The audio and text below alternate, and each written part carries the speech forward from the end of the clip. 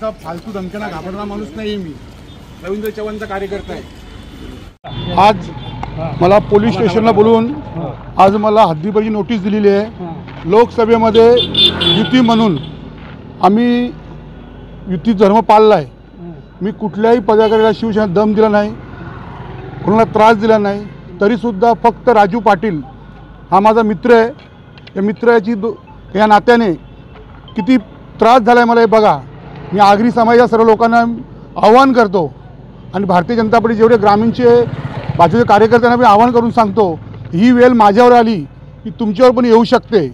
कारण लोकसभेमध्ये आपण युती धर्म पाळला आहे, त्यामुळे युती धर्म पाळण्याचे फल मला भेटलेले आहे। त्यामुळे आता सर्व जागे व्हा, कारण मैत्री सर्वांची असते। कारण लोकसभेमध्ये आपल्याला मनसेनेसुद्धा मदत केली होती आणि राजू पाटील हा माझा जवळचा नातेवाईकसुद्धा आहे, त्यामुळे त्याला मदत करतो असा संशय आहे त्या समोरच्या माणसांना, म्हणून त्यांनी मला ही नोटीस दिली।